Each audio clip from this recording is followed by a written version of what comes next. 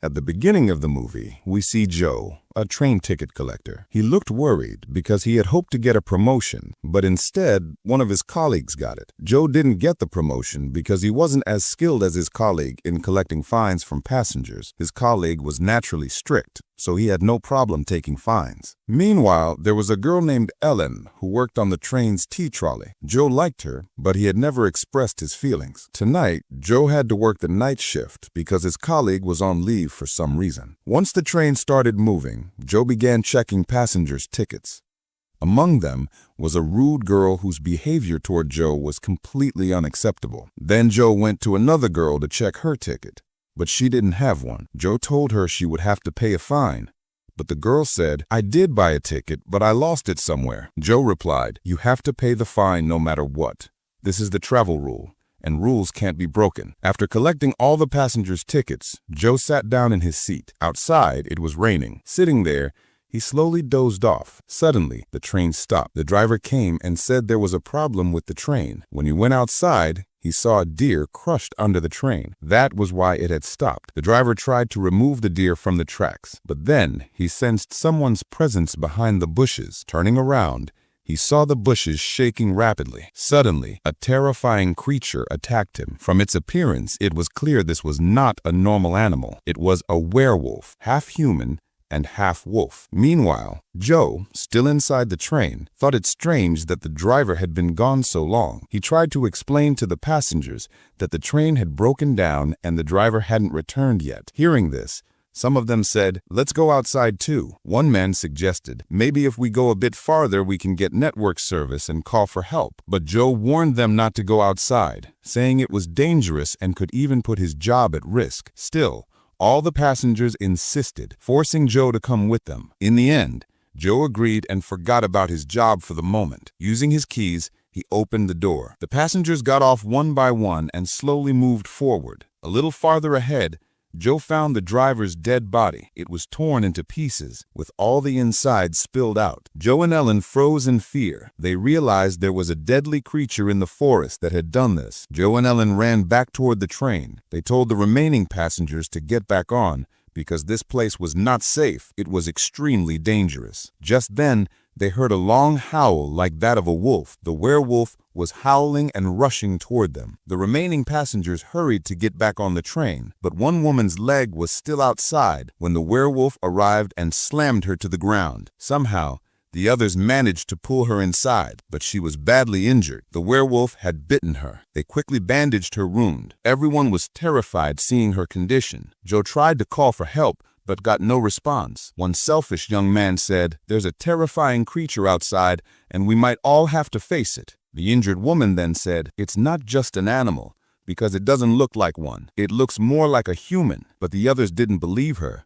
They thought she was saying that out of fear. At that moment, a sound was heard from the opposite end of the train. Instantly, they realized the werewolf had entered the train's cabin. Joe, along with two men, went to investigate the source of the sound and found it was coming from the lavatory. Meanwhile, the bitten woman's wound was getting worse. Suddenly, a passenger's phone rang. It belonged to a young woman. She answered the call and began telling the person on the other end that they were in danger and things were not looking good. Just then, the werewolf smashed through the window, dragged the girl out, and killed her. Terrified, everyone sat frozen in their seats. Among the passengers, an elderly man suggested a way to fight back against the werewolf. They grabbed axes and blocked the windows and doors with heavy objects from the train. At this time, the injured woman began acting strangely. Her husband thanked Joe for helping them and went to get her some water. But suddenly, the woman vomited blood, and with it some of her teeth fell out. The selfish young man said, "She's infected now because the werewolf bit her. When the time comes, she'll turn into one too." The others protested, saying, "No, it's just because she's sick." Then Joe noticed that one passenger was missing,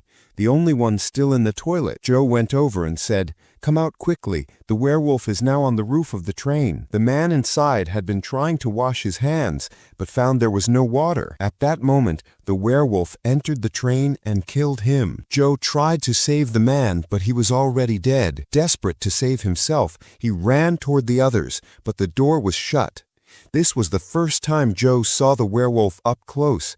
Its terrifying face made his breath catch. The werewolf was about to attack Joe when the passengers opened the door, pulled him inside, and shut it again immediately. But the werewolf was incredibly strong. It broke in. Everyone fought together and managed to kill it. That's when they noticed a worn, old ring on its hand. They realized this werewolf was once human and had probably turned into one after being bitten by another. The selfish young man reminded everyone that the injured woman had also been bitten, meaning she too would turn into a werewolf and should be killed now. But before they could act, the dead werewolf suddenly came back to life and began howling. Enraged, Joe smashed its head and killed it for good. Hearing the howl, the injured woman once again began acting strangely. Then the scene cut to the forest, showing many more werewolves lurking. The selfish young man began beating the woman, but the others tied him up. They also restrained the woman so that if she transformed, she couldn't harm anyone. Among the passengers was a mechanic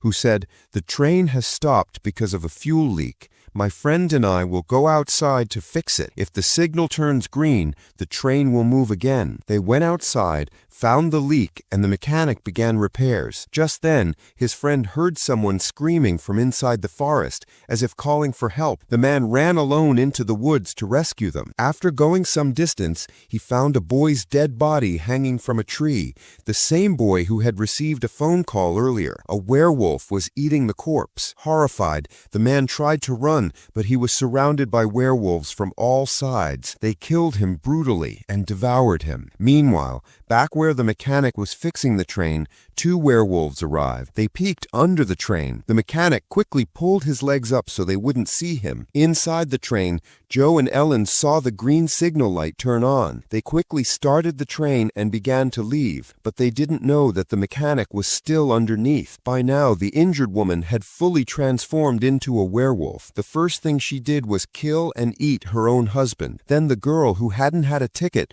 was standing frozen in fear. Suddenly, another werewolf came up behind her and grabbed her. Instead of helping, the selfish young man left her to die because he didn't care about anyone's life but his own. After killing her husband, the werewolf woman turned to attack the selfish young man, but Joe struck her from behind, killing her and saving him. Then, because of a mistake by the mechanic, the fuel leak started again and the train stopped. Ellen asked the selfish young man what happened to the girl he had left behind. He replied that she had already been taken by the werewolves. Later, even after Joe saved the selfish man once, he caused chaos again and ran off. Joe and Ellen were then surrounded by werewolves. At that moment, the mechanic used the train's fuel to set the werewolves on fire, saving Joe and Ellen, but in the process, he was killed by them. Here, Joe finally confessed his feelings to Ellen, telling her that he truly loved her. Joe told her to escape. Ellen hesitated,